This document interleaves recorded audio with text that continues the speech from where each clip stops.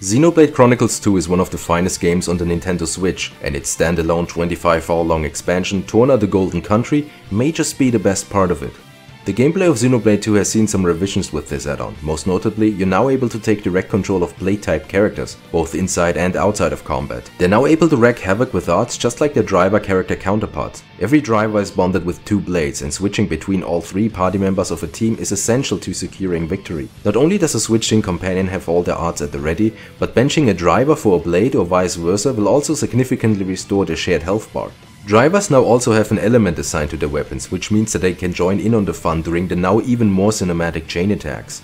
Seeing Laura, Jin and Haze go to town on a boss monster and completely overkill them is a joy to watch.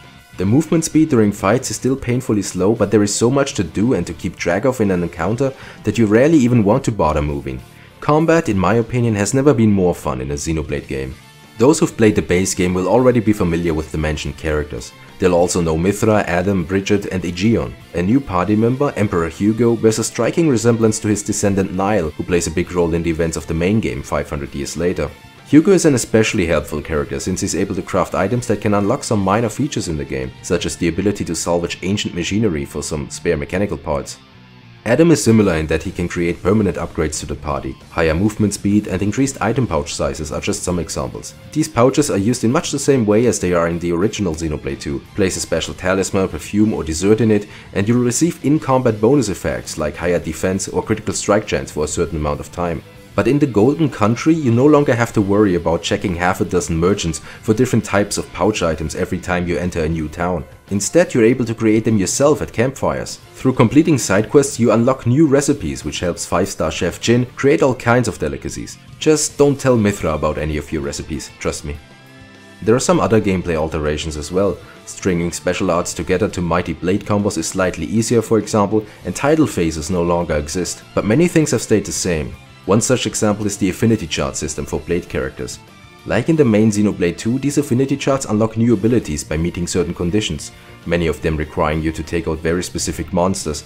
It can be quite bothersome at times to backtrack just to kill 5 different types of critters you've already fought, in 5 different locations you've already been to, for 5 different blades you already had in your party the first time you fought those monsters, all because the respective affinity charts didn't count your previous kills before setting these conditions.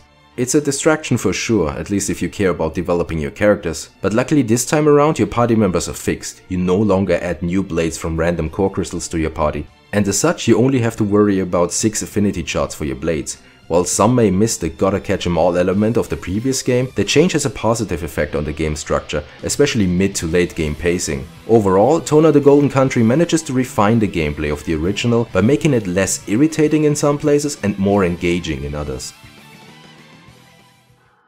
The biggest strength of Xenoblade Chronicles 2 was its fantastically presented story. The only blemish in the narrative were some of the flashbacks, which were often too brief and abrupt to properly convey their importance for the present narrative of that game. That's exactly where the Golden Country comes in.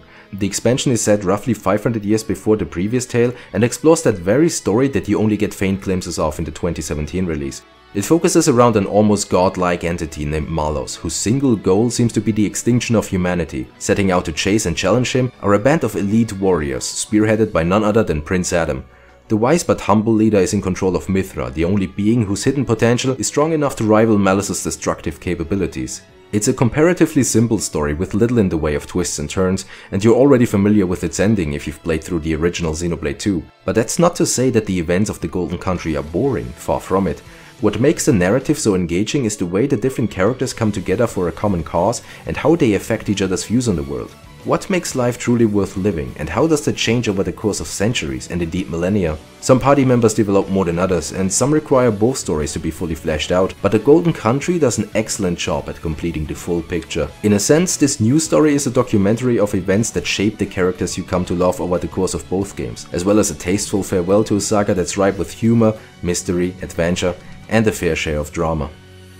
This roller coaster of emotions is not just exclusive to the main story either. In fact, the actual quest to stop Malos doesn't consist of too many individual steps. The journey only spans 2 continents as opposed to the original game's 5, and due to the way the Golden Country is structured, about half of your playtime is spent completing side activities, which is a bit unfortunate. But the game is well aware that it forces side quests onto you, and it makes sure you have a good time doing so. There are entire storylines of side characters that develop in authentic ways. These sub-narratives intersect with one another and they respond to events in the main scenario in a way that truly makes the world come to life. Although not every quest is written at the same level of quality, Torna the Golden Country features the probably best ensemble of side quests the Xenoblade series has to offer.